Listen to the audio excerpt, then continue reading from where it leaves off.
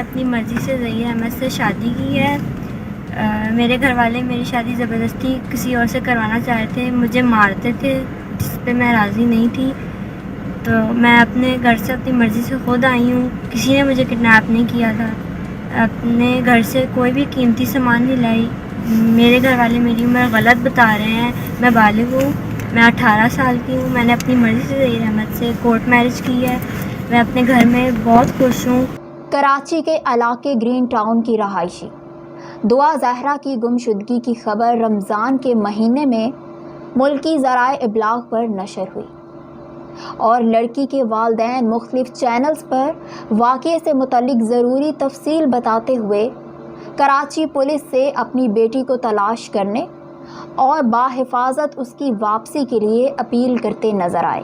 Social media پر جہاں لوگوں نے اس واقعے پر دکھ اور افسوس کا اظہار کیا، وہیں یہ بھی کہا جانے لگا کہ لڑکی اپنے والدین کے رویے سے تنگ آ کر خود گھر چھوڑ گئی ہے۔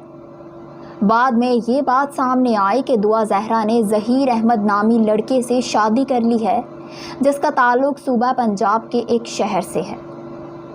کہا جا رہا تھا کہ ان کی دوستی آن لائن گیم کے دوران ہوئی تھی۔ لڑکی کی گمشدگی کے بعد اس کے والدین مقدمہ درج کروانے کے لیے تھانہ پہنچے تو پولیس نے ابتدا میں اغوا مقدمہ درج کرنے سے انکار کیا، لیکن بعد میں مقدمہ درج کر لیا گیا۔ والدین کا اصرار تھا کہ ان کی بیٹی کو اغوا کیا گیا ہے اور وہ گھر سے بھاگی نہیں ہے، لیکن چند دنوں کے بعد یہ حقیقت سامنے آئی کہ دعا نے نکاح کر لیا ہے، اور پھر اس کا ایک ویڈیو پیغام بھی سامنے آیا جس میں اس نے کہا کہ وہ والدین کے ساتھ نہیں رہنا چاہتی اور اپنی مرضی سے نکاح کر چکی ہے۔ لڑکی نے یہ بھی کہا کہ ہماری زندگی کو خطرہ ہے۔ خیر، عدالت نے تو دعا زہرا کا یہ حق تسلیم کرتے ہوئے فیصلہ سنا دیا ہے کہ وہ اپنی مرضی اور خواہش کے مطابق زندگی گزارے، اور اسے یہ اختیار ہے کہ وہ جس کے ساتھ رہنا چاہتی ہے رہ سکتی ہے۔ لیکن یہ سوال ایک مرتبہ پھر ہمارے سامنے ہے کہ آج ایک اور بیٹی ایسا قدم اٹھانے پر کیوں مجبور ہوئی؟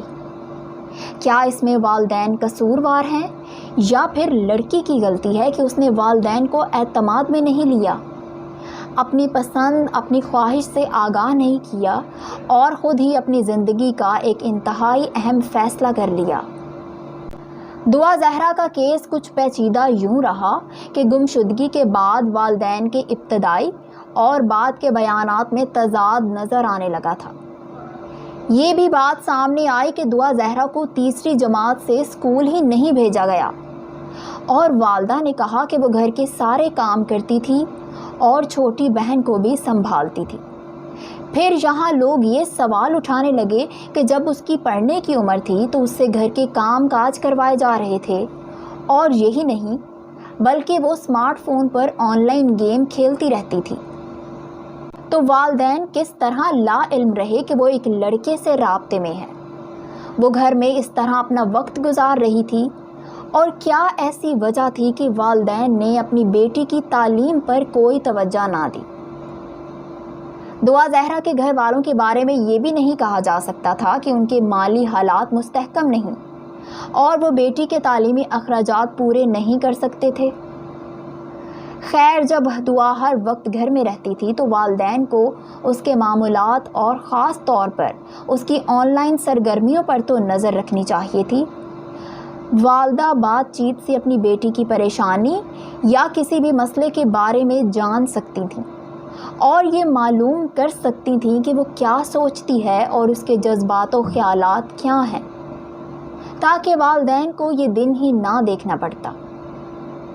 کیونکہ بدقسمتی سے ہمارے معاشرے میں اگر کوئی لڑکی گھر چھوڑ جائے اور اپنی مرضی سے نکاح کر لے یا پسند کی شادی کر کے نئی زندگی شروع کرے تو گھر میں موجود اس کی بڑی یا چھوٹی بہنوں کا رشتہ کرنا مشکل ہو جاتا ہے۔